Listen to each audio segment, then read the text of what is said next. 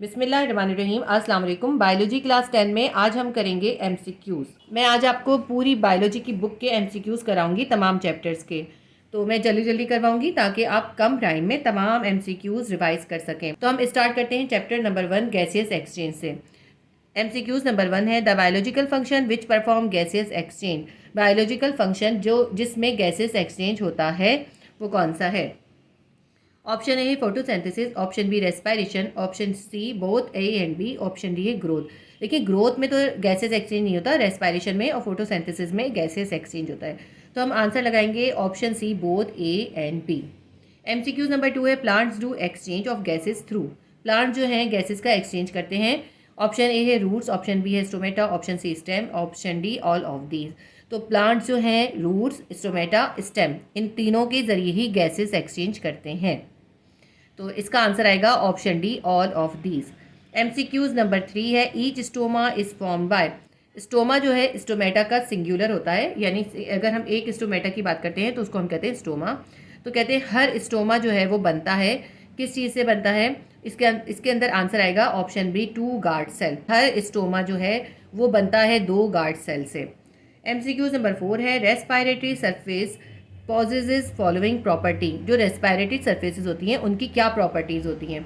Option A thin and wet, option B है permeable, option C है very large, option D है all of these. देखिए respiratory surfaces जो होती हैं वो थिन और वेट होती हैं, परमेबल भी होती हैं। परमेबल का मतलब होता है कि वो अलाउ करती हैं एक्सचेंज करने को, गैसेस का एक्सचेंज अलाउ करती हैं। उनमें बारीक बारीक से पोर्स होते हैं या उनके अंदर स्पेसेस होती हैं जिसके जरिए गैसेस एक्सचेंज होता है। ऑप्शन सी है वेरी लार्ज, और वो बड़ी भी होती हैं। तो रेस्पिरेटरी सरफेसेस जो होती हैं वो लार्ज भी होती हैं, थिन और वेट भी होती हैं, परमेबल भी होती हैं।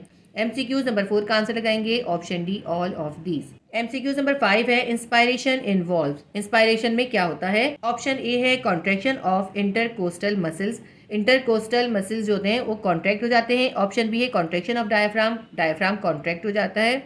ऑप्शन सी है inward movement of rib, ribs जो होती हैं अंदर की तरफ मूव हो जाती हैं। जब इंस्पायरेशन होता है यानी हम गैस को इनहेल करते हैं, अंदर लेते हैं अपने बॉडी के, तो क्या होता है? इंटरकोस्टल मसल्स जो होते हैं वो कॉन्ट्रैक्ट होते हैं और डायफ्राम भी कॉन्ट्रैक्ट हो जाता है, वो नीचे की तरफ चला जाता है। ठीक है, और इनवर्ड मूवमेंट ऑफ रिब नहीं होती, बल्कि रिब्स होती हैं वो बाहर की तरफ मूव करती हैं। तो ऑप्शन सी गलत है। ऑप्शन ए और बी इसके अंदर आंसर आएगा। हम लगाएंगे answer option D both A and B. MCQs number 6 है larynx is located on. Larynx कहाँ पे पाया जाता है? जो हमारा रेस्पिरेटरी पैसेज होता है ट्रैकिया, उसके अंदर लैरिंग्स पाया जाता है। तो हम इसका आंसर लगाएंगे option B trachea. MCQs number 7 है the respiratory surface of human is. Human इंसान के अंदर रेस्पिरेटरी सरफेस क्या होती है? इंसान के अंदर जो रेस्पिरेटरी सरफेस होते हैं वो होते हैं एल्विलाई, और एल्विलाई कहाँ पर होते हैं? ये होते हैं लंग्स के अंदर। ठीक है, तो इसके अंदर हम आंसर लगाएंगे option C alveoli. MCQs number 8 है increase in rate of breathing is due to the following. जो ब्रीदिंग का रेट है उसके बढ़ने की क्या वजह होती है? तो इसका आंसर आएगा option A increase carbon dioxide in blood. जब कार्बन डाइऑक्साइड ब्लड के अंदर बढ़ जाती है तो उसकी वजह से जो ब्रीदिंग का रेट होता है वो बढ़ जाता है, यानी सांस फूलता है। एमसीक्यूज नंबर 8 का आंसर हम लगाएंगे option A increase carbon dioxide in blood. MCQs number 9 है which of the following disorder is associated with degeneration of alveoli.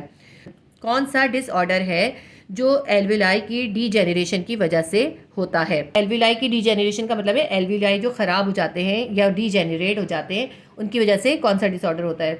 तो ब्रोंकाइटिस जो होता है इन्फ्लेमेशन से होता है, लंग कैंसर कैंसर सेल के डेवलप होने से होता है, और एज्मा जो होता है ये भी इन्फ्लेमेशन से होता है, जबकि एम्फिसीमा जो होता है वो डीजेनरेशन ऑफ एल्विलाई की वजह से होता है। एमसीक्यूज नंबर 9 का आंसर हम लगाएंगे option D emphysema. MCQs number 10 है which of the following disorder is associated with inflammation of air passage वे। तो कौन सा डिसऑर्डर है जो कि एयर पैसेज वे के इन्फ्लेमेशन की वजह से होता है? तो एयर पैसेज वे के इन्फ्लेमेशन की वजह से ब्रोंकाइटिस होता है। तो इसके अंदर ऑप्शन हमारे पास है ब्रोंकाइटिस, लंग कैंसर, एज्मा, एम्फिसीमा।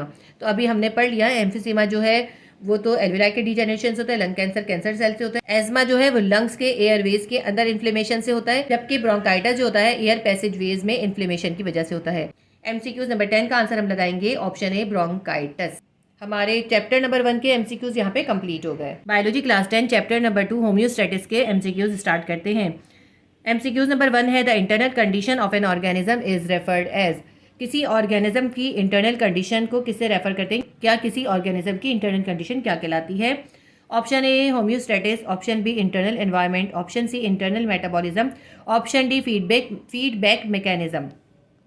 किसी ऑर्गेनिज्म की जो इंटरनल कंडीशन है वो कहलाती है इंटरनल एनवायरनमेंट। तो एमसीक्यूज नंबर 1 का आंसर आएगा option B internal environment. MCQs number 2 है a set of metabolism reaction which maintain internal environment is. किसी भी ऑर्गेनिज्म की इंटरनल एनवायरनमेंट को मेंटेन करने के लिए एक मेटाबॉलिज्म रिएक्शन का एक सेट होता है, उसको क्या कहते हैं?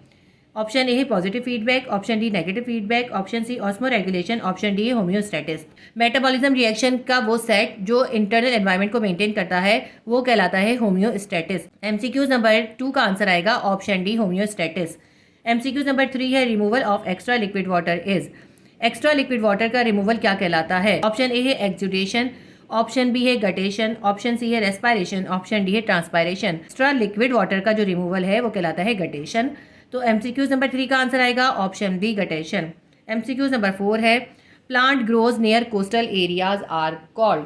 वो प्लांट जो साहिल के पास ग्रो होते हैं वो क्या कहलाते हैं? ऑप्शन ए है जीरोफाइट, ऑप्शन बी है हेलोफाइट, ऑप्शन सी है एपीफाइट, ऑप्शन डी है हाइग्रोफाइट।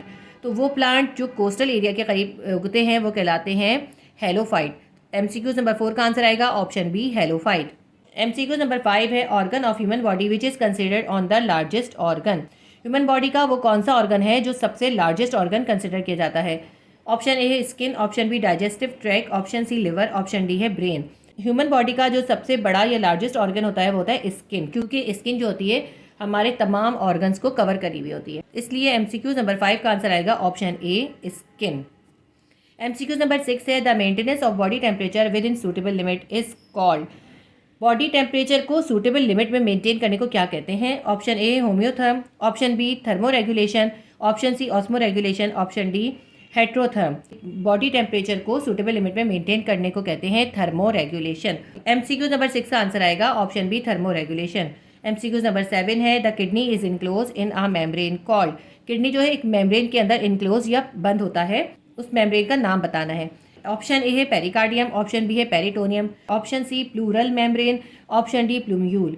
किडनी जो होता है एक मेम्ब्रेन के अंदर इनक्लोज होता है, उस मेम्ब्रेन को कहते हैं पेरिटोनियम। एमसीक्यूज नंबर 7 का आंसर आएगा ऑप्शन बी पेरिटोनियम। हार्ट जो होता है वो पेरिकार्डियम के अंदर इनक्लोज होता है, तो ये वाली ब्लैंक भी आ सकती है कि हार्ट किस मेम्ब्रेन में इनक्लोज होता है, तो हम लगाएंगे पेरिकार्डियम। लेकिन इसके अंदर किडनी पूछा है तो इसमें हम लगाएंगे option B peritoneum. MCQs number 8 है the network of blood capillaries present in the layer of skin. Skin की वो कौन सी लेयर है जिसके अंदर ब्लड कैपिलरीज का नेटवर्क होता है? ऑप्शन ए है epidermis, option B dermis, option C hypodermis, option D endodermis. तो डर्मिस स्किन की वो लेयर है जिसके अंदर ब्लड कैपिलरीज का नेटवर्क होता है। एमसीक्यूज नंबर 8 का आंसर है option B dermis. MCQs number 9 है selective reabsorption in nephron take place at. Nephron के अंदर जो है सिलेक्टिव रीअब्जॉर्प्शन कौन सी जगह पे होती है? ऑप्शन ए है glomerulus, option B Malpighian body, option C है कॉन्व्यूलेटेड ट्यूब्यूल्स, ऑप्शन डी है लूप ऑफ हेनलेस। नेफ्रॉन के अंदर लूप ऑफ हेनलेस के अंदर सिलेक्टिव रीअब्जॉर्प्शन होता है। एमसीक्यूज नंबर 9 का आंसर आएगा option D loop of Henle's. MCQs number 10 है the hormone ADH release from. ADH का हार्मोन्स कहाँ पे रिलीज होता है या कहाँ से रिलीज होता है? ऑप्शन ए है pituitary gland, option B kidneys, option C liver, option D है लंग्स। जो एडीएच का हार्मोन जो होता है वो पिट्यूटरी ग्लैंड से रिलीज होता है। तो एमसीक्यूज नंबर 10 का आंसर आएगा option A pituitary gland. Biology class 10 chapter number 3 coordination and control. MCQs start करते हैं। एमसीक्यूज नंबर 1 है the activity in relation to change in environment is. Environment में किसी चेंज की वजह से जो एक्टिविटी पैदा होती है, जो एक्टिविटी होती है उसे क्या कहते हैं? ऑप्शन ए है स्टिम्युलस, ऑप्शन बी है रेस्पॉन्स, ऑप्शन सी है both A and B, option D है नन ऑफ दीज। एनवायरनमेंट में जो चेंज होता है ना, एक्सटर्नल जो चेंज होता है वो स्टिम्युलस कहलाता है। तो एनवायरनमेंट में कोई चेंज आता है तो वो ऑर्गेनिज्म जो होता है उसके अंदर एक एक्टिविटी पैदा होती है, वो कहलाती है रेस्पॉन्स। तो एमसीक्यूज नंबर 1 का आंसर आएगा option B response. MCQs number 2 है stimulus is detected by. Stimulus को कैसे डिटेक्ट करते हैं? स्टिम्युलस मैंने अभी आपको बताया, किसी भी एनवायरनमेंट में जो चेंज हो रहा होता है वो कहलाता है स्टिम्युलस। इस एमसीक्यूज में उन्होंने पूछा है कोई भी ऑर्गेनिज्म स्टिम्युलस को कैसे डिटेक्ट करता है। तो ऑप्शन ए है रिसेप्टर, ऑप्शन बी है इफेक्टर, ऑप्शन सी है नर्व, ऑप्शन डी है ऑल ऑफ दीज। किसी एनवायरनमेंट में जो चेंज होता है उसको ऑर्गेनिज्म जो है रिसेप्टर के जरिए डिटेक्ट करता है। एमसीक्यूज नंबर 2 का आंसर आएगा ऑप्शन ए रिसेप्टर। MCQ नंबर 3 है the type of coordination through electrochemical signals is. Coordination की वो कौन सी टाइप है जो इलेक्ट्रोकेमिकल सिग्नल्स के जरिए होती है। ऑप्शन ए है नर्वस, ऑप्शन बी है केमिकल, ऑप्शन सी है मैकेनिकल, ऑप्शन डी है ऑल ऑफ दीज। वो कोऑर्डिनेशन जो इलेक्ट्रोकेमिकल सिग्नल के जरिए होता है वो होता है नर्वस। MCQ नंबर 3 का आंसर आएगा option A nervous. MCQ number 4 है the chemical release from one cell and carry to signal some distant cell through blood are. एक सेल से रिलीज होने वाले केमिकल जो कि दूसरे दूर तक के सेल के पास ब्लड के जरिए पहुंचते हैं वो क्या कहलाते हैं। ऑप्शन ए है न्यूट्रो ट्रांसमीटर्स, ऑप्शन बी है एंजाइम्स, ऑप्शन सी है हार्मोन्स, ऑप्शन डी है ऑल ऑफ दीज। तो वो केमिकल जो ब्लड के जरिए एक सेल से दूसरे दूर वाले सेल तक पहुंचते हैं वो कहलाते हैं हार्मोन्स। ऑप्शन सी इसका आंसर आएगा हार्मोन्स। MCQ नंबर 4 का आंसर है option C hormones. MCQ number 5 है the type of coordination exhibit by plant. Plant के अंदर कौन सी टाइप की कोऑर्डिनेशन होती है। ऑप्शन है नर्वस कोऑर्डिनेशन, ऑप्शन बी है केमिकल कोऑर्डिनेशन, ऑप्शन सी है मैकेनिकल कोऑर्डिनेशन, ऑप्शन बी है बोथ ए एंड बी। तो प्लांट के अंदर जो होती है केमिकल कोऑर्डिनेशन होती है। तो MCQ नंबर 5 का आंसर आएगा option B chemical coordination. MCQ number 6 है the part of brain involve in reasoning is. Brain का वो पार्ट जो रीजनिंग करता है वो क्या कहलाता है। ऑप्शन ए है फोर ब्रेन, ऑप्शन बी है सेरिब्रम, ऑप्शन बी है कॉर्टेक्स, ऑप्शन डी है फ्रंटल लोब। तो ब्रेन का वो पार्ट जो रीजनिंग करता है, रीजनिंग के में इन्वॉल्व होता है वो होता है कॉर्टेक्स। MCQ नंबर 6 का आंसर आएगा option C cortex. MCQ number 7 है the part of brain involve in balance and precision in movements is. Brain का वो कौन सा पार्ट है जो बैलेंस और मूवमेंट को प्रिसाइज करने में इन्वॉल्व होता है। ऑप्शन ए है सेरिब्रम, ऑप्शन बी है सेरिबेलम, ऑप्शन सी है थैलेमस, ऑप्शन डी है मेडुला ऑब्लोंगेटा। तो ब्रेन का वो पार्ट जो हमारी मूवमेंट को प्रिसाइज करता है, हमारी बॉडी के बैलेंस को मेंटेन करता है वो होता है सेरिबेलम। तो MCQ नंबर 7 का आंसर आएगा option B cerebellum. MCQ number 8 है vital functions for survival of animals are regulated by. Animals के सर्वाइवल के लिए जो वाइटल फंक्शंस हैं उसको क्या रेगुलेट करता है। ऑप्शन ए है CNS, ऑप्शन बी है PNS, ऑप्शन सी है somatic sub division, option D है ऑटोनॉमिक सब डिवीजन। इसका आंसर आएगा option D autonomic sub division. Animals के सर्वाइवल के लिए जो वाइटल फंक्शंस हैं वो रेगुलेट होते हैं ऑटोनॉमिक सब डिवीजन से। MCQ नंबर 8 का आंसर आएगा option D autonomic sub division. MCQ number 9 है the shortest path of reflex action consist of. जो रिफ्लेक्स एक्शन का जो सबसे शॉर्टेस्ट पैथ है ना, कम से कम वाला है, उसमें कितने न्यूरॉन्स होते हैं। ऑप्शन ए है 1 न्यूरॉन, ऑप्शन बी है 2 न्यूरॉन्स, ऑप्शन सी है 3 न्यूरॉन्स, ऑप्शन डी है मैनी न्यूरॉन्स। जो shortest path of reflex action होता है उसमें 2 न्यूरॉन्स होते हैं, इसलिए MCQ नंबर 9 का आंसर आएगा option B 2 neurons. MCQ number 10 है the type of lens in our eye is. हमारी आंख के अंदर जो लेंस लगा होता है वो कौन सा होता है, कॉन्वेक्स होता है या कॉनकेव होता है। तो ऑप्शन ए है कॉन्वेक्स, ऑप्शन बी है कॉनकेव, ऑप्शन सी है both A and B, option D है नन ऑफ दीज। हमारी आंख में जो लेंस लगा होता है वो कॉन्वेक्स लेंस होता है। तो MCQ नंबर 10 का आंसर आएगा option A convex lens. MCQ number 11 है the automatic process of altering focus to get sharper image to near object. वो ऑटोमेटिक प्रोसेस जिसकी वजह से करीब की चीज़ का इमेज जो होता है वो हम शार्पर देख सकते हैं, वो शार्पर फोकस कर पाते हैं, वो क्या कहलाता है। ऑप्शन ए है विजन, ऑप्शन बी है एकोमोडेशन, ऑप्शन सी है फोकस, ऑप्शन डी है ऑल ऑफ दीज। तो इसका आंसर है अकोमोडेशन। अकोमोडेशन वो प्रोसेस है जिसकी वजह से हमारी आंख जो होती है वो करीब की चीज़ को सही तरह फोकस करती है, और अकोमोडेशन में हमारे लेंस के जो हमारे ऑप्टिक नर्व्स होते हैं ना वो अकोमोडेट कर रहे होते हैं। 11 का आंसर आएगा option B accommodation. MCQ number 12 है the vitamin necessary for proper vision is. Proper vision के लिए कौन सा वाइटामिन नेसेसरी है, इसका आंसर आएगा option A vitamin A. Vitamin ए जो होता है वो प्रॉपर विजन के लिए नेसेसरी होता है। MCQ नंबर 12 का आंसर आएगा option A vitamin A. MCQ number 12 है a colour blind person can not see. जो ऐसे लोग जो कि कलर ब्लाइंड कहलाते हैं वो कौन से कलर नहीं देख सकते, इसका आंसर आएगा ऑप्शन बी रेड। जो कलर ब्लाइंड पर्सन होते हैं ना वो रेड कलर नहीं देख सकते। MCQ नंबर 13 का आंसर है option B red. MCQ number 14 है द बुक किताबुल मनाजिर वॉज रिटन बाय। किताबुल मनाजिर की बुक किसने लिखी है, ऑप्शन बी इसका आंसर आएगा इब्नुल हैतम। MCQ नंबर 15 है sensory hair cells are present in. Sensory hair cells जो हैं किसमें प्रेजेंट होते हैं। ऑप्शन ए है retina, option B cochlea, option C है स्किन, ऑप्शन डी है नोज़। देखिए रेटिना तो हमारी आंखों की सेंसिटिव लेयर होती है, जहाँ पे इमेज बनता है वो होती है, वहाँ पे कोई हेयर नहीं होते। नोज़ और स्किन में हेयर्स होते हैं मगर वो सेंसरी हेयर्स नहीं होते। कॉकलिया ईयर का या कान का इंटरनल पार्ट है, उसके पैसेज के अंदर सेंसरी हेयर सेल्स होते हैं। MCQ नंबर 15 का आंसर आएगा option B cochlea. MCQs number 16 है the gonads are the target organ for. Gonads जो होते हैं वो किस चीज़ का टारगेट ऑर्गन होते हैं? ऑप्शन ए है FSH, ऑप्शन बी है LH, ऑप्शन सी है both A and B, option D है नन ऑफ दीज। गोनेड्स जो होते हैं वो FSH और LH दोनों का टारगेट ऑर्गन होते हैं, यानी दोनों ही चीज़ों को रिलीज करते हैं। ऑप्शन A एंड B दोनों इसका आंसर है, तो इसलिए MCQs नंबर 16 का आंसर आएगा option C both A and B। हमारे थर्ड चैप्टर के MCQs भी कंप्लीट हो गए। बायोलॉजी क्लास 10 चैप्टर नंबर 4 है support and movement. MCQs start करते हैं। MCQs नंबर 1 है irritation caused by stimulus is the main cause of. किसी भी स्टिमुलस या बैरूनी चेंज की वजह से जो इरिटेशन होता है उससे क्या होता है? ऑप्शन ए है ट्रॉपिज्म, ऑप्शन बी है मूवमेंट, ऑप्शन सी है लोकोमोशन, ऑप्शन डी है अर्थराइटिस। तो जब भी कोई स्टिमुलस या बैरूनी चेंज होता है उसकी वजह से जो रिएक्शन आता है, उसका रिस्पॉन्स जो आता है, उसके रिस्पॉन्स में मूवमेंट पैदा होती है। इसलिए MCQs नंबर 1 का आंसर है option B movement. MCQs number 2 है the framework which gives shape to any structure called. किसी भी स्ट्रक्चर को जो फ्रेमवर्क शेप देता है वो क्या कहलाता है? ऑप्शन ए है आर्किटेक्चर, ऑप्शन बी है बोन, ऑप्शन सी है कार्टिलेज, ऑप्शन डी है स्केलेटन। स्केलेटन जो होता है वो फ्रेमवर्क होता है जो किसी भी स्ट्रक्चर को कोई मखसूस शेप देता है। तो MCQs नंबर 2 का आंसर आएगा option D skeleton. MCQs number 3 है the cartilage are made up of cell called. Cartilage जो होती है वो कौन से सेल से मिलकर बनी होती है? कार्टिलेज जो होती है ये पतली वाली हड्डी होती है जो हमारे कान के अंदर होती है। कार्टिलेज, अगर हमारे कान की हड्डी को देखें तो उसके अंदर कार्टिलेज होती है, हमारे नाखूनों में कार्टिलेज होती है। ये कार्टिलेज जो है कौन से सेल से मिलकर बनी होती है? ऑप्शन ए है ऑस्टियोक्लास्ट, ऑप्शन बी है ऑस्टियोसाइटिस, ऑप्शन सी है कॉन्ड्रोसाइट्स, ऑप्शन डी है कैनोसाइट्स। तो कार्टिलेज जो होती है वो कॉन्ड्रोसाइट सेल से मिलकर बनी होती है। MCQs नंबर 3 का आंसर आएगा option C chondrocytes. MCQs number 4 है the head of femur attach with. Femur bone का हेड किस से अटैच होता है? ऑप्शन ए है पेल्विक ग्रिडल, ऑप्शन बी है पेक्टोरल ग्रिडल, ऑप्शन सी है स्कैप्यूला, ऑप्शन डी है acetabulum of pelvic ग्रिडल।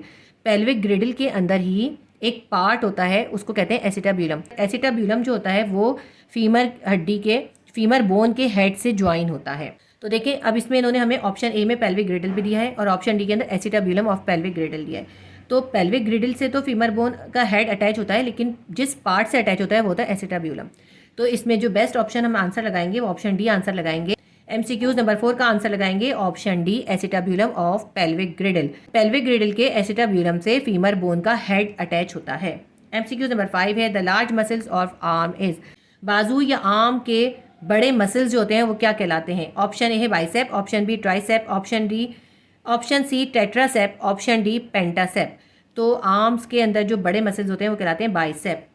MCQs number 5 का आंसर आएगा option A bicep. MCQs number 6 है the band of tough fibrous connective tissue which attach to bone at joint called. Joints के इर्द गिर्द जो होता है कनेक्टिव टिश्यू का एक सख्त सा फाइब्रस बैंड होता है, उसको क्या कहते हैं? ऑप्शन ए है ligament, option B tendon, option C bicep, option D tricep.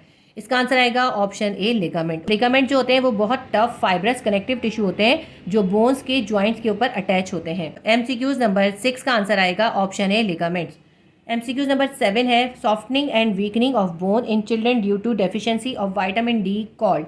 Vitamin D की डेफिशिएंसी से चिल्ड्रन की जो हड्डियां होती हैं वो कमज़ोर हो जाती हैं और सॉफ्ट हो जाती हैं। इस बीमारी को क्या कहते हैं? Option A osteoporosis, option B है ऑस्टियोआर्थराइटिस, ऑप्शन सी है रिकेट्स, ऑप्शन डी है रियूमेटिक फीवर। बच्चों के अंदर जो विटामिन डी की कमी से हड्डियां सॉफ्ट और वीक हो जाती हैं उस बीमारी को कहते हैं रिकेट। MCQs नंबर 7 का आंसर आएगा ऑप्शन सी रिकेट्स।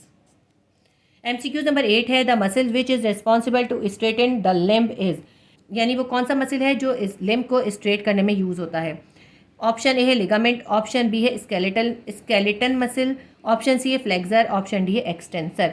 एक्सटेंसर वो मसल होता है जो लिम्ब को एक्सटेंड करता है या स्ट्रेटन करता है। तो MCQs नंबर 8 का आंसर आएगा option D extensor. MCQs number 9 है the pair of muscles where both work in opposite direction. हमें मसल्स का वो पेयर बताना है जो एक दूसरे के ऑपोजिट डायरेक्शन में काम करते हैं। ऑप्शन ए है antagonist, option B cardiac, option C smooth, option D abductor. इसका आंसर आएगा option A antagonist. Antagonist muscle का वो पेयर होता है जो एक दूसरे के ऑपोजिट डायरेक्शन में वर्क करते हैं।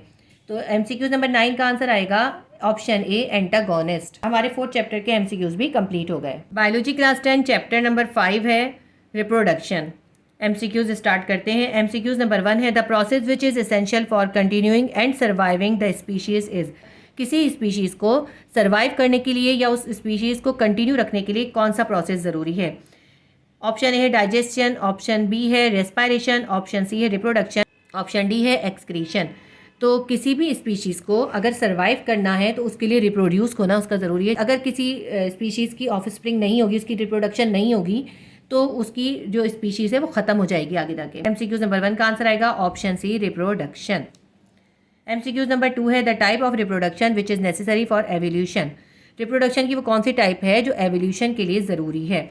यानी देखिए रिप्रोडक्शन दो तरह की है, एक होती है असेक्सुअल, एक होती है सेक्सुअल रिप्रोडक्शन। असेक्सुअल रिप्रोडक्शन जो होती है उसमें एवोल्यूशन नहीं होता, यानी उसमें कोई चेंज नहीं होता, जैसे पेरेंट होते हैं वैसे ही सेम जो होती है ऑफस्प्रिंग होती है। लेकिन जो सेक्सुअल रिप्रोडक्शन होती है उसमें जीन्स के अंदर एवोल्यूशन आता रहता है। इन्होंने पूछा है रिप्रोडक्शन की वो कौन सी टाइप है जो एवोल्यूशन के लिए ज़रूरी है, तो रिप्रोडक्शन की वो टाइप जो एवोल्यूशन के जरिए होती है सेक्सुअल रिप्रोडक्शन। एमसीक्यूज नंबर 2 का आंसर हम लगाएंगे option C sexual reproduction. MCQs number 3 है, the unicellular structure responsible for asexual reproduction without fusion is. वो कौन सा यूनिसेलुलर स्ट्रक्चर है जो असेक्सुअल रिप्रोडक्शन में बगैर फ्यूजन के रिप्रोडक्शन का रिस्पॉन्सिबल है, यानी जिसकी वजह से सेक्सुअल रिप्रोडक्शन होती है बगैर फ्यूजन के।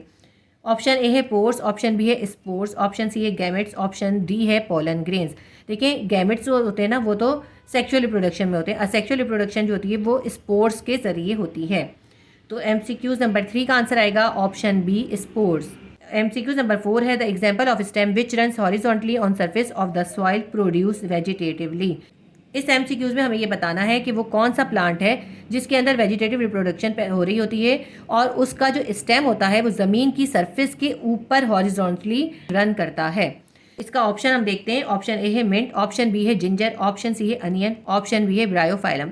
इन चारों के अंदर ही जो होता है वेजिटेटिव रिप्रोडक्शन हो रही होती है। लेकिन देखें जिंजर जो होती है उसका स्टेम जो होता है वो हॉरिजॉन्टली तो ग्रो करता है, लेकिन उसका स्टेम जो होता है ना वो ज़मीन के अंदर होता है, ज़मीन की सरफेस के ऊपर नहीं होता, अंदर होता है।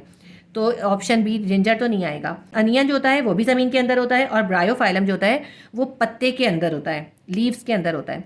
तो स्टेम जो हॉरिजॉन्टली ग्रो करता है ना ज़मीन की सरफेस के ऊपर वो होता है मिंट के अंदर। तो एमसीक्यूज नंबर 4 का आंसर आएगा ऑप्शन ए मिंट। मिंट वो पौधा है जिसका स्टेम जो होता है ज़मीन की सरफेस के ऊपर हॉरिजॉन्टली रन करता है। एमसीक्यूज नंबर 5 है, plant stem that arise from bird on the base of parent plant. Parent plant की बेस से बर्ड में से जो स्टेम निकल आता है उस स्टेम को क्या कहते हैं? ऑप्शन ए है बल्ब, ऑप्शन बी है राइजोम, ऑप्शन सी है सकर, ऑप्शन डी है रनर। जो पेरेंट प्लांट की बर्ड में से जो प्लांट का स्टेम निकलता है वो कहलाता है सकर। एमसीक्यूज नंबर 5 का आंसर आएगा option C sucker. MCQs number 6 है, the type of seed production without fusion of male and female gamete is. इन्होंने हमसे ये पूछा है कि मेल और फीमेल गैमेट की फ्यूजन के बगैर जो सीड प्रोडक्शन होती है उसको हम क्या कहते हैं? ऑप्शन ए है पार्थिनोकार्पी, ऑप्शन बी है एपोमिक्सिस, ऑप्शन सी है ग्राफ्टिंग, ऑप्शन डी है स्कियोन। मेल और फीमेल गैमेट के फ्यूजन के बगैर जो सीड की प्रोडक्शन होती है वो कहलाती है पार्थिनोकार्पी। एमसीक्यूज नंबर 6 का आंसर आएगा ऑप्शन ए पार्थिनोकार्पी। एमसीक्यूज नंबर 7 है, the female gametophyte of angiospermic plant is. Angiospermic plant वो प्लांट होते हैं जिनके अंदर फ्लावर्स लगते हैं। तो एंजियोस्पर्मिक प्लांट के अंदर जो फ्लावर के अंदर फीमेल पार्ट होता है ना रिप्रोडक्शन का, उसका नाम पूछा है वो क्या कहलाता है? ऑप्शन ए है एम्ब्रियोसेक, ऑप्शन बी है ओव्यूल, ऑप्शन सी है ओवरी, ऑप्शन डी है कार्पल। वो कहलाता है एम्ब्रियोसेक। एमसीक्यूज नंबर 7 का आंसर आएगा ऑप्शन ए एम्ब्रियोसेक। एमसीक्यूज नंबर 8 है, the 3N zygote is an angiosperm develop into. Angiosperm के अंदर 3N ज़ाइगोट जो होता है वो किस चीज़ में डेवलप हो जाता है? Option A seed coat, option B है कॉटिलेडन, ऑप्शन सी है एम्ब्रियो, ऑप्शन डी है एंडोस्पर्म। जो 3N ज़ाइगोट बनता है ना एंजियोस्पर्म प्लांट के अंदर वो डेवलप हो जाता है एंडोस्पर्म में, उससे एंडोस्पर्म बन जाती है सीड की। एमसीक्यूज नंबर 8 का आंसर आएगा option D endosperm. MCQs number 9 है, the male gonads in rabbit are. Rabbit के अंदर जो मेल गोनेट्स होते हैं वो क्या कहलाते हैं? ऑप्शन ए है testis, option B ovaries, option C scrotal sac, option D vasa deferentia. Rabbit के जो मेल गोनेट्स होते हैं वो होते हैं टेस्टिस। एमसीक्यूज नंबर 9 का आंसर आएगा option A testis. MCQs number 10 है, the female gametes are fertilize in the rear end of. जो फीमेल गैमेट होते हैं वो कौन से पार्ट के रियर एंड के अंदर फर्टिलाइज होते हैं? ऑप्शन ए है ओविडक्ट, ऑप्शन बी है फेलोपियन ट्यूब, ऑप्शन सी है ओवरीज, ऑप्शन डी है बोथ ए एंड बी। देखिए फीमेल गैमेट जो फर्टिलाइज होते हैं ना वो फेलोपियन ट्यूब के अंदर ही फर्टिलाइज होते हैं और फेलोपियन ट्यूब और ओविडक्ट दोनों सेम चीज़ें होती हैं, इसलिए हम इसके अंदर ऑप्शन डी को मार्क करेंगे। ऑप्शन डी है हमारे पास both A and B. Fallopian tube और ओविडक्ट ये दोनों एक ही चीज़ के नाम हैं, यानी कि फीमेल गैमेट जो है वो ओविडक्ट और फेलोपियन ट्यूब इन दोनों के रियर पार्ट के अंदर फर्टिलाइज होते हैं। तो इसलिए MCQs नंबर 10 का आंसर आएगा option D both A and B. हमारे चैप्टर नंबर 5 के MCQs भी कंप्लीट हो गए। बायोलॉजी क्लास 10 चैप्टर 6 से इनहेरिटेंस। MCQs नंबर 1 है branch of biology deals with the study of heredity and variation is called. Biology की वो ब्रांच जिसमें हम हेरिडिटी और वेरिएशंस के स्टडी करते हैं वो क्या कहलाती है? ऑप्शन ए है inheritance, option B heredity, option C है जेनेटिक्स, ऑप्शन डी है एवोल्यूशन। MCQs नंबर 1 का आंसर आएगा option C genetics. MCQs number 2 है the way by which gene transmits characters from parents to offspring. जो parents होते हैं उनसे ऑफस्प्रिंग के अंदर जो है जीन्स किस तरीके से कैरेक्टर्स को ट्रांसमिट करती है, वो तरीका जो है वो कहलाता है इनहेरिटेंस। ठीक है, ऑप्शन बी इसका आंसर आएगा इनहेरिटेंस। लेकिन अगर इसी MCQs को थोड़ा सा हम चेंज कर दें, यहाँ पे वे ना पूछें, तरीका ना पूछें, बल्कि वो कैरेक्टरिस्टिक्स पूछें कि जो पेरेंट्स से ऑफस्प्रिंग के अंदर जो कैरेक्टरिस्टिक्स ट्रांसमिट होते हैं उनको क्या कहते हैं। जब कैरेक्टरिस्टिक जो ट्रांसमिट होते हैं उसको कहते हैं हेरिडिटी। ठीक है, तो ये MCQ जो है थोड़ा कॉम्प्लिकेटेड है। जब वे पूछेंगे हमसे तो इनहेरिटेंस आएगा और जब कैरेक्टरिस्टिक्स पूछेंगे तो फिर हेरिडिटी आएगा। इस MCQs नंबर 2 के अंदर आंसर आएगा option B inheritance. MCQs number 3 है two similar chromosomes in a cell which are similar in shape size and position of centromeres are called. देखें एक सेल के अंदर सिमिलर क्रोमोसोम्स हों, इस तरह के सिमिलर हों कि उनका शेप, उनका साइज़ और उनके अंदर जो एक सेंट्रोमर होता है उसकी पोजीशन भी सेम हो। जैसे अगर ये मैंने एक क्रोमोसोम बनाया है तो इसके अंदर देखिए यहाँ पे मैंने सेंट्रोमर बनाया है। ये सेंट्रोमर की पोजीशन जो होती है ऊपर नीचे कहीं पे भी हो सकती है, चेंज हो सकती है। बिल्कुल जो इसका सेम होगा, जिसकी साइज़, शेप और सेंट्रोमर की पोजीशन भी सेम होगी, वो ऐसे क्रोमोसोम्स को क्या कहते हैं? ऐसे क्रोमोसोम्स कहलाते हैं होमोलोगस क्रोमोसोम। MCQs नंबर 3 के अंदर हमें ऑप्शन दिए थे, option A chromatids, option B arms, option C homologous, option D homology. MCQs number 3 का हमारे पास आंसर आएगा option C homologous. Homologous chromosome वो क्रोमोसोम्स होते हैं जिनके साइज, शेप और पोजीशन ऑफ सेंट्रोमर भी सेम होती है। MCQs number 4 the chemical materials of a chromosome is called. Chromosome के अंदर एक केमिकल मटेरियल होता है, उस केमिकल मटेरियल को क्या कहते हैं? ऑप्शन ए है क्रोमेटिन, ऑप्शन बी है क्रोमेरिस, ऑप्शन सी है क्रोमोनेमा, ऑप्शन डी है क्रोमेटिड। क्रोमोसोम के अंदर जो केमिकल मटेरियल होता है उसे कहते हैं क्रोमेटिन। MCQs नंबर 4 का आंसर आएगा ऑप्शन ए क्रोमेटिन। MCQs नंबर 5 है the outer part of DNA helix made up of sugar and phosphate is called. जो DNA होता है ना उसका जो स्ट्रैंड होता है उसको हीलिक्स कहते हैं। तो हीलिक्स का जो आउटर पार्ट होता है वो शुगर और फॉस्फेट से मिलकर बना होता है, उसको क्या कहते हैं? इसमें इन्होंने हमसे ये पूछा है। ऑप्शन ए है न्यूक्लियोप्रोटीन, ऑप्शन बी है अपराइट, ऑप्शन सी है रंग्स, ऑप्शन डी है फॉस्फोईस्टर। DNA हीलिक्स का जो आउटर पार्ट होता है जो शुगर और फॉस्फेट से मिलकर बनता है उसको हम कहते हैं अपराइट। तो MCQs नंबर 5 का आंसर आएगा ऑप्शन बी अपराइट। DNA का आउटर पार्ट तो अपराइट होता है और जो इनर पार्ट होता है उसे कहते हैं रंग्स। तो देखिए अब ये जो MCQs आया है ना, तो इस MCQs को चेंज करके किस तरह से आ सकता है कि वो आउटर की जगह इनर पार्ट देते हैं तो फिर आप रंग्स लिखेंगे। लेकिन ये जो हमारा MCQs नंबर 5 हमें गिवन है उसका आंसर आएगा option B upright. MCQs number 6 है the small segment of DNA which has information to code one protein is called. DNA का वो स्मॉल सेगमेंट जिसके अंदर प्रोटीन कोड की इंफॉर्मेशन होती है उसे क्या कहते हैं? ऑप्शन ए है न्यूक्लियोटाइड, ऑप्शन बी है पॉलीन्यूक्लियोटाइड, ऑप्शन सी है जीन्स, ऑप्शन डी है एक्सॉन। जो DNA का वो स्मॉल पार्ट जिसके अंदर प्रोटीन कोड की इंफॉर्मेशन होती है वो होता है जीन। तो MCQs नंबर 6 का आंसर आएगा ऑप्शन सी जीन्स, इसका आंसर आएगा। MCQs नंबर 7 है the exact duplication of DNA is called. DNA जो होता है वो डुप्लीकेट हो जाता है, यानी बिल्कुल सेम जैसा DNA होता है बिल्कुल सेम वैसा ही DNA एक और बन जाता है। इस डुप्लीकेशन को के लिए जो है एक ख़ास टर्म इस्तेमाल होती है, वो ख़ास टर्म होती है रेप्लिकेशन। अब इससे कंफ्यूज हो जाते हैं बच्चे, डुप्लीकेशन से डुप्लीकेशन लिख देते हैं। नहीं, जब DNA की डुप्लीकेशन होती है यानी वो उसका डुप्लीकेट बन जाता है तो उसको कहते हैं रेप्लिकेशन। आपने रेप्लिका सुना है ना, रेप्लिका मतलब ही कॉपी। तो DNA की जब कॉपी बनती है तो उसको कहते हैं रेप्लिकेशन। MCQs नंबर 7 का आंसर आएगा option B, replication. MCQs number 8 है, if both the parents donate same factor of a character is called. अगर दोनों पेरेंट्स से एक कैरेक्टर के सेम फैक्टर किसी ऑफस्प्रिंग के अंदर डोनेट हो जाए तो जिसको क्या कहते हैं? ऑप्शन ए है होमोलोगस, ऑप्शन बी है हेट्रोलोगस, ऑप्शन सी है होमोजाइगस, ऑप्शन डी है हेट्रोजाइगस। इस तरह अगर किसी एक कैरेक्टर के सेम फैक्टर्स दोनों पेरेंट्स से किसी ऑफस्प्रिंग के अंदर आ जाते हैं तो उसे हम कहते हैं होमोजाइगस। तो MCQs नंबर 8 का आंसर आएगा option C, homozygous. MCQs number 9 है, the genetic constitution of trait is called. Genetic constitution of trait क्या कहलाता है? ऑप्शन ए है जीनोटाइप, ऑप्शन बी है फिनोटाइप, ऑप्शन सी है जीनोम, ऑप्शन डी है फिनाइल। देखिए, इस MCQs में हमसे ये पूछते हैं कि भी जो जीन्स बनती है उसके अंदर क्या कॉन्स्टिट्यूशन होता है, यानी कि वो किस तरह मेडअप होती है। तो जो जीन्स का मेडअप होता है ना उसको हम कहते हैं जीनोटाइप। ठीक है, तो जीन्स का मेडअप मतलब जैसे अगर हम कहें डबल टी है किसी जीन्स में, तो ये जो है ये इसका जीनोटाइप है, जिससे हमें पता चलता है कि कोई जीन्स किस तरह के फैक्टर से मिलकर बनी है। जैसे कि अगर हम कहें कैपिटल टी और स्मॉल टी है, ये है जीन्स की कॉन्स्टिट्यूशन। जीन्स की कॉन्स्टिट्यूशन कहलाती है जीनोटाइप।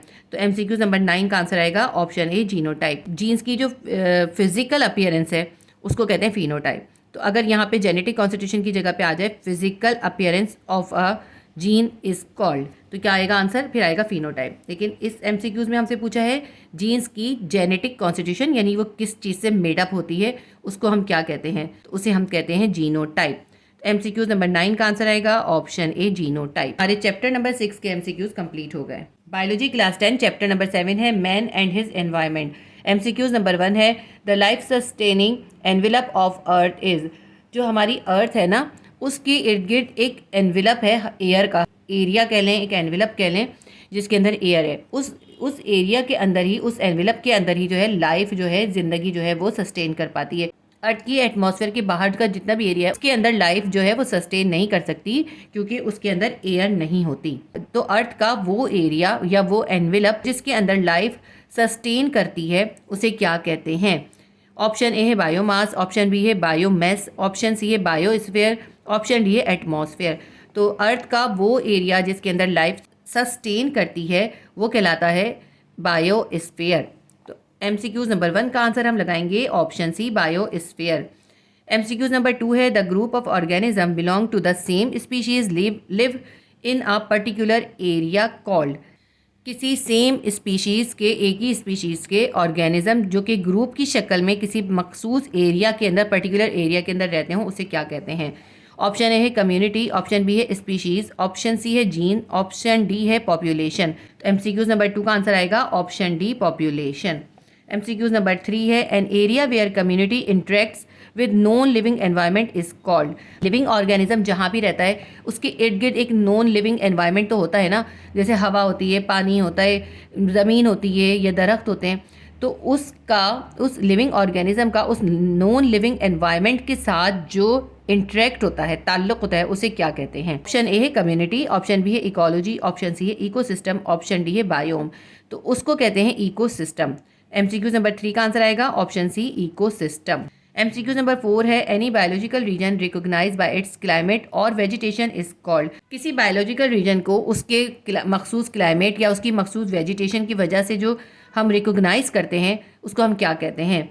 ऑप्शन ए है इकोसिस्टम, ऑप्शन बी है बायोमेस, ऑप्शन सी है बायोस्फीयर, ऑप्शन डी है बायोमास। MCQ नंबर 4 का आंसर आएगा option B, biomes. MCQ number 5 है, the transfer of food material from producers through some organism which repeated eating and being eaten is called. जो food material का transfer होता है producer से मुख्तलिफ organism तक, और फिर एक ऑर्गेनिज्म से दूसरा ऑर्गेनिज्म को तक जो होता है खाने का सिलसिला चलता रहता है। यानी कि देखिए, सबसे पहले तो प्रोड्यूसर्स होते हैं, यानी प्रोड्यूसर यानी प्लांट्स वगैरह होते हैं। सबसे पहले प्लांट्स को कुछ एनिमल्स खाते हैं, फिर उन छोटे एनिमल्स को जो है उससे बड़े एनिमल खाते हैं, फिर उन बड़े एनिमल को उससे भी बड़े एनिमल खाते हैं। तो ये जो सिलसिला है उसको क्या कहते हैं? ऑप्शन ए है फूड पायरामिड, ऑप्शन बी है फूड चेन, ऑप्शन सी है फूड वेब, ऑप्शन डी है इकोलॉजिकल पिरामिड। तो इसको कहते हैं फूड चेन। तो MCQ नंबर 5 का आंसर आएगा option B, food chain. MCQ number 6 है, the element in ecosystem recycles through organism with environment is called. किसी भी एनवायरनमेंट के अंदर जो ऑर्गेनिज्म होते हैं उनकी ज़रिए जो है इकोसिस्टम के एलिमेंट्स रिसाइकिल होते हैं। इस प्रोसेस को क्या कहते हैं? ऑप्शन ए है फूड चेन, ऑप्शन बी है फूड वेब, ऑप्शन सी है केमिकल साइकिल, ऑप्शन डी है बायो जियो केमिकल। तो इसका आंसर है option D, bio geo chemical.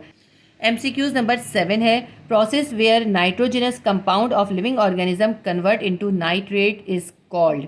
वो प्रोसेस जिसके ज़रिए लिविंग ऑर्गेनिज्म में पाए जाने वाले नाइट्रोजनस कंपाउंड जो हैं वो नाइट्रेट में कन्वर्ट होते हैं, उस प्रोसेस को क्या कहते हैं? ऑप्शन ए है एमोनिफिकेशन, ऑप्शन बी है नाइट्रिफिकेशन, ऑप्शन सी है डी नाइट्रिफिकेशन, ऑप्शन डी है डीएमिनेशन। तो इसका आंसर हमारे पास आएगा option B, nitrification. MCQs number 8 है, the cold war between the organisms of a community occupying the same habitat is called. देखिए, कोई अगर कम्युनिटी कहीं पे रहती है तो उस कम्युनिटी के मेंबर्स के दरमियान भी एक लड़ाई चल रही होती है। वो कोल्ड वार किस लिए होती है? उस जगह को ऑक्यूपाई करने के लिए, उस जगह के अंदर अपना इख्तियार हासिल करने के लिए। ये जो कोल्ड वार इनके दरमियान होती है, इन्होंने पूछा है उसको क्या कहते हैं? ऑप्शन ए है प्रीडेशन, ऑप्शन बी है कंपटीशन, ऑप्शन सी है म्यूचुअलिज्म, ऑप्शन डी है कॉमनसेलिज्म। MCQ नंबर 8 का आंसर आएगा option B, competition. MCQ number 9 है, the association between two different types of organism which get benefit to each other can not live without each other is called. एक association ऐसी होती है जिसमें दो मुख्तलिफ टाइप के ऑर्गेनिज्म एक दूसरे के साथ रहते हैं और वो एक दूसरे को बेनिफिट पहुंचा रहे होते हैं, और अगर उनको सेपरेट कर लिया जाए तो वो एक दूसरे के बगैर नहीं रह सकते। तो ऐसी जो ये एक मखसूस एसोसिएशन है ना, दो मुख्तलिफ टाइप के ऑर्गेनिज्म के दरमियान, इस एसोसिएशन को क्या कहते हैं? कहते हैं म्यूचुअलिज्म। MCQs नंबर 9 का आंसर आएगा ऑप्शन सी, म्यूचुअलिज्म। इसकी एक बहुत कॉमन सी एग्जांपल है कि प्लांट्स की रूट्स के अंदर एक खास किस्म के बैक्टीरिया होते हैं जो कि नाइट्रोजन को फिक्स करते हैं, उनको कहते हैं नाइट्रोजन फिक्सिंग बैक्टीरिया। उनका नाम होता है राइजोबियम। वो राइजोबियम जो होते हैं वो प्लांट की रूट में रहते हैं और प्लांट से जो है अपनी फूड हासिल करते हैं, और उसके साथ साथ वो क्या करते हैं, जो प्लांट्स के अंदर नाइट्रोजन होती है उसको नाइट्रोजन को फिक्स करते हैं। तो इस तरह दोनों एक दूसरे को दोनों एक दूसरे के लिए बेनिफिशियल होते हैं। MCQs नंबर 10 है, the amount of solid waste और concentration of gases other than oxygen increase in atmosphere is called. जो हमारे इर्द गिर्द एटमॉस्फेयर है उसके अंदर एयर है, उस एयर के अंदर मुख्तलिफ गैसेज हैं, ऑक्सीजन भी है और दूसरी गैसेज भी हैं।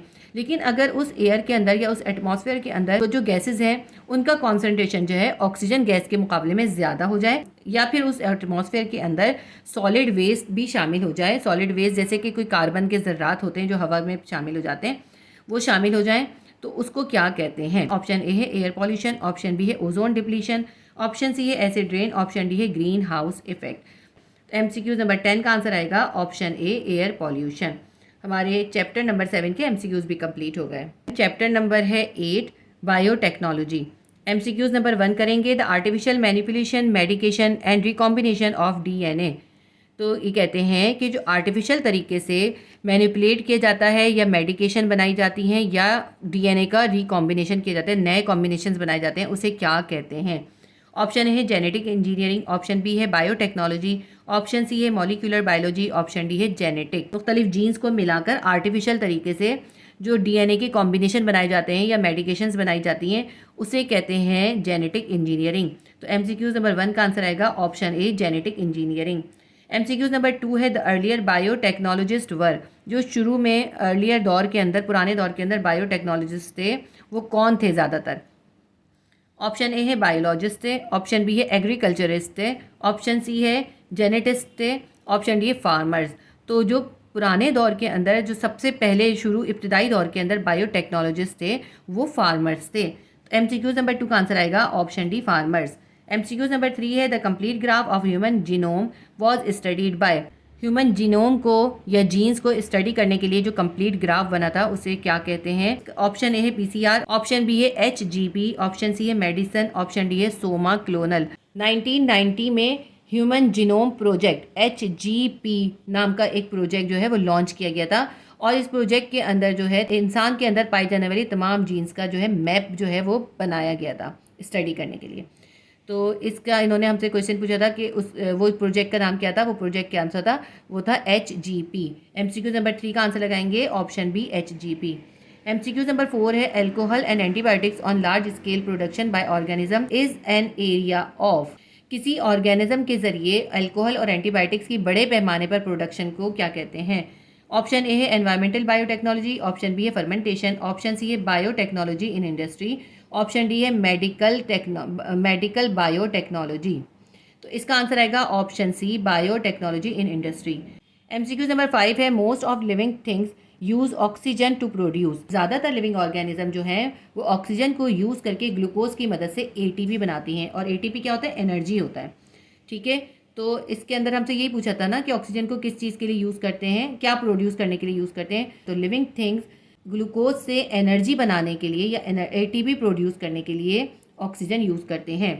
तो हम इसका एमसीक्यूज नंबर 5 का आंसर लगाएंगे ऑप्शन ए एटीपी। एमसीक्यूज नंबर 6 है in acidic formulation lactic acid produced from. जब एसिडिक फॉर्मुलेशन होती है तो उसके अंदर लैक्टिक एसिड प्रोड्यूस होता है। तो उन्होंने पूछा है वो लैक्टिक एसिड किस चीज़ से प्रोड्यूस हो रहा होता है। जब एसिडिक फॉर्मुलेशन होती है, पायरुविक एसिड जो होता है उसके अंदर ग्लाइकोलाइसिस का प्रोसेस होता है, और ग्लाइकोलाइसिस की वजह से पायरुविक एसिड जो है वो लैक्टिक एसिड में कन्वर्ट हो जाता है, चेंज हो जाता है। तो हमें इसके अंदर यही बताना है कि एसिडिक फॉर्मुलेशन के अंदर जो लैक्टिक एसिड प्रोड्यूस हो रहा है वो किस चीज़ से प्रोड्यूस हो रहा है, वो पायरुविक एसिड से प्रोड्यूस होता है। तो एमसीक्यूज नंबर 6 का आंसर आएगा option A pyruvic acid. MCQs number 7 है the bread dough rises during alcoholic fermentation is due to.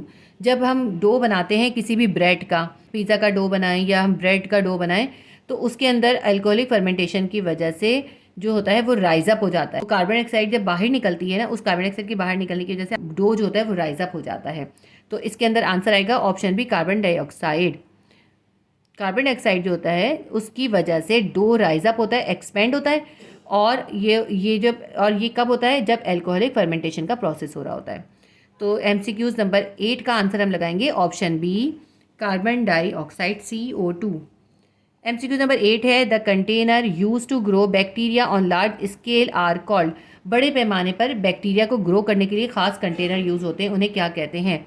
इसका आंसर है ऑप्शन सी फर्मेंटर्स। ये जो फर्मेंटर्स होते हैं इनके अंदर एक खास स्टेबल ऑप्टिमल एनवायरनमेंट प्रोवाइड किया जाता है, जिसकी वजह से उसके अंदर माइक्रो ऑर्गेनिज्म जो होते हैं वो रिप्रोड्यूस होते हैं। ठीक है, बैक्टीरिया बनते हैं। एमसीक्यूज नंबर 9 है naturally occurring enzyme use as a defence chemical by bacteria. जो कुछ एंजाइम्स ऐसे होते हैं जो नेचुरली पाए जाते हैं, उनको हम डिफेंस केमिकल के तौर पे यूज़ करते हैं बैक्टीरिया से बचने के लिए। ऑप्शन ए है डिफेंस प्रोटीन, ऑप्शन बी है रिस्ट्रिक्शन एंजाइम, ऑप्शन सी है हाइड्रोलाइटिक एंजाइम, ऑप्शन डी है लिगेस एंजाइम। तो वो ख़ास एंजाइम जो कि नेचुरली पाए जाते हैं और उनको आमतौर पे डीएनए को कट करने के लिए भी यूज़ करते हैं, तो वो कहलाते हैं रिस्ट्रिक्शन एंजाइम। एमसीक्यूज नंबर 9 का आंसर आएगा option B restriction enzyme. MCQs number 10 है extra circular DNA which use as a vector of gene is. DNA के अंदर जो होता है कुछ सर्कुलर यूनिट्स होते हैं जीन्स के अंदर इंजीनियरिंग करने के लिए, उन सर्कुलर डीएनए यूनिट्स को यूज़ करते हैं। वो जो सर्कुलर डीएनए यूनिट्स होते हैं वो क्या कहलाते हैं? ऑप्शन ए है जीनोम, ऑप्शन बी है प्लाज्मिड्स, ऑप्शन सी है पिली, ऑप्शन डी है लिगेस। डीएनए के अंदर एक्स्ट्रा सर्कुलर यूनिट्स होते हैं वो कहलाते हैं प्लाज्मिड्स। एमसीक्यूज नंबर 10 का आंसर आएगा option B plasmids. Chapter number 8 के एमसीक्यूज भी कंप्लीट हो गए। बायोलॉजी क्लास 10 चैप्टर नंबर 9 है फार्माकोलॉजी। एमसीक्यूज स्टार्ट करते हैं। एमसीक्यूज नंबर 1 है who is called father of antiseptic. Option A है एलेक्जेंडर फ्लेमिंग, ऑप्शन बी है एडवर्ड जेनर, ऑप्शन सी है लिस्टर, ऑप्शन डी है ऑसवर्ल्ड स्किमेटबर्ग। तो इसके अंदर ऑप्शन सी आंसर आएगा लिस्टर। अच्छा, लिस्टर जो है इसका ये आधा नाम है, इसका पूरा नाम है जोसेफ लिस्टर। तो अगर ऐसा हो कि आपके एमसीक्यूज के अंदर जोसेफ लिखा हुआ हो और या जोसेफ लिस्टर लिखा हुआ हो तो आप जो है जोसेफ लिस्टर को ही मार्क कीजिएगा। इसके अंदर इन्होंने आधा नाम दिया है, तो जोसेफ लिस्टर जो है वो फादर ऑफ एंटीसेप्टिक कहलाता है। एमसीक्यूज नंबर 1 का आंसर लगाएंगे option C Lister. MCQs number 2 है drugs for treatment of rheumatoid arthritis can be obtain from. Rheumatoid arthritis एक अर्थराइटिस की किस्म है। रूमेटॉइड अर्थराइटिस की ट्रीटमेंट के लिए जो ड्रग इस्तेमाल होती है उसका नाम होता है गोल्ड सॉल्ट। वो गोल्ड सॉल्ट जो होते हैं वो यूज़ किए जाते हैं और वो जो ड्रग है वो मिनरल से बनाई जाती है। इस एमसीक्यूज में इन्होंने हमसे पूछा है रूमेटॉइड अर्थराइटिस के ट्रीटमेंट के लिए जो ड्रग इस्तेमाल होती है उसको किस चीज़ से बनाया जाता है, वो किस चीज़ से हासिल होती है। तो मैंने अभी आपको बताया उस ड्रग का नाम होता है गोल्ड सॉल्ट और उसको बनाते किससे हैं? उसको मिनरल से बनाते हैं। तो ऑप्शन ए है एनिमल्स, ऑप्शन बी है मिनरल्स, ऑप्शन सी है प्लांट्स, ऑप्शन डी है माइक्रो ऑर्गेनिज्म। तो रूमेटॉइड अर्थराइटिस के लिए बनाई जाने वाली ड्रग मिनरल से ऑब्टेन होती है। एमसीक्यूज नंबर 2 का आंसर आएगा option B minerals. MCQ number 3 है drugs that slow normal brain function are categorize as.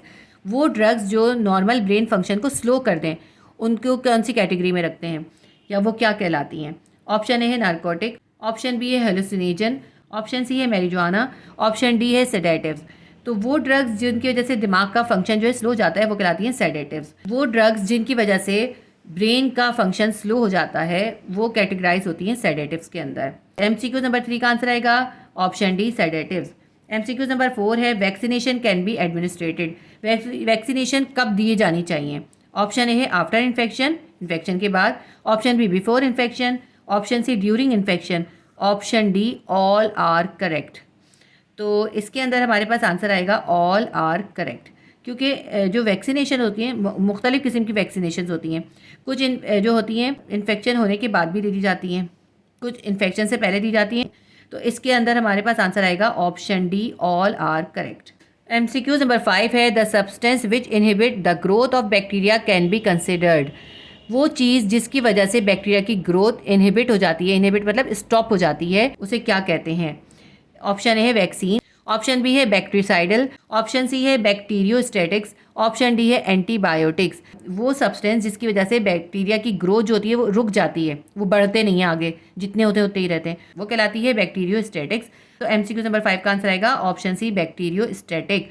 और ये जो बैक्टीरिसाइडल है का मतलब होता है वो सब्सटेंस होती हैं जो कि बैक्टीरिया को किल कर देती हैं। तो इन्होंने हमसे कहा था ऐसी सब्सटेंस बतानी है जो कि बैक्टीरिया की ग्रोथ को इनहिबिट कर दे, यानी सिर्फ रोक दे, स्टॉप कर दे। तो वो बैक्टीरिसाइडल नहीं होती हैं, वो होती हैं बैक्टीरियोस्टैटिक्स। तो MCQ नंबर 5 का आंसर आएगा option C bacteriostatic. MCQ number 6 है Haris is addicted to a drug which left the following effect on Haris. एक हारिस नाम का एक आदमी है, उसको ड्रग लेने की आदत है, ड्रग की एडिक्शन है उसको। तो उसके अंदर ये इफेक्ट जो है वो नज़र आ रहे हैं। क्या इफेक्ट है उसके अंदर?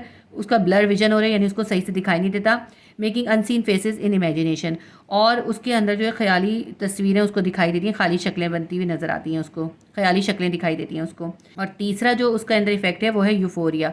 यूफोरिया में ड्रग एडिक्ट पर्सन ऐसा फील करता है जैसे उसकी रूह उसकी बॉडी से अलग हो गई है। हारिस ऐसी ड्रग ले रहा है जिससे उसको ये 3 सिम्टम्स आ रहे हैं, ये इफेक्ट उसके ऊपर नज़र आ रहे हैं। तो हमें ये आइडेंटिफाई करना है कि हारिस जो है वो कौन सी ड्रग का एडिक्ट है। तो वो ड्रग होती है वो होती है हेलुसिनोजिन। जब कोई शख्स हेलुसिनोजिन ड्रग का एडिक्टेड हो जाता है तो उसके अंदर ये तमाम इफेक्ट जो होते हैं वो नज़र आने लगते हैं। इसका आंसर आएगा ऑप्शन बी हेलुसिनोजिन। MCQ नंबर 7 है which one is not the effect of miss use of antibiotics. तो एंटीबायोटिक्स को इस्तेमाल करने से जो होता है कुछ इफेक्ट आते हैं। तो इन्होंने कुछ इफेक्ट बताए, इन्होंने कहा इनमें से वो कौन सा इफेक्ट है जो एंटीबायोटिक के मिसयूज़ से नहीं होता। ऑप्शन ए है डायरिया, ऑप्शन बी है immunization, option C stomach upset, option D है एंटीबायोटिक रेजिस्टेंस। लेकिन जब कोई शख्स एक्स्ट्रा ऑर्डनरी गैर ज़रूरी तौर पे जो होता है एंटीबायोटिक ले रहा होता है तो उसको डायरिया भी होता है, उसके अंदर जो है स्टमक अपसेट भी हो जाता है, उसका स्टमक भी ख़राब रहता है, और उसकी जो अंदर जो होता है एंटीबायोटिक की रेजिस्टेंस भी पैदा हो जाती है, यानी वो एंटीबायोटिक लेता रहे तब भी उसको उससे फ़ायदा होना ख़त्म हो जाता है। तो ये तीनों चीज़ें तो होती हैं। एक चीज़ है इम्यूनाइजेशन, इम्यूनाइजेशन नहीं होती। जब एंटीबायोटिक बहुत ज़्यादा ले रहे होते हैं तो उससे इम्यूनाइज नहीं होता। इम्यूनाइजेशन का मतलब है मुदाफ़ियत, यानी एंटीबायोटिक के मिसयूज़ से बॉडी के अंदर इम्यूनाइजेशन नहीं होती। तो MCQ नंबर 7 का आंसर आएगा option B immunization. Chapter number 9 के तमाम MCQs कंप्लीट हो गए। मैंने आपको पूरी बुक के MCQs एक साथ करवा दिए हैं। इंशाल्लाह ताला ये आपके लिए फाइनल एग्जाम के अंदर बहुत हेल्पफुल रहेंगे और आप MCQs की प्रिपरेशन ज़रूर कीजिएगा। MCQs करने बहुत इंपॉर्टेंट है, 15 नंबर बहुत आसानी से मिल जाते हैं आपको। अगर मेरी वीडियो आपके लिए हेल्पफुल रहती हैं तो प्लीज़ मेरी वीडियो को लाइक करें, शेयर करें, और अगर आपने सब्सक्राइब नहीं किया है तो सब्सक्राइब कर लें। अल्लाह हाफिज़।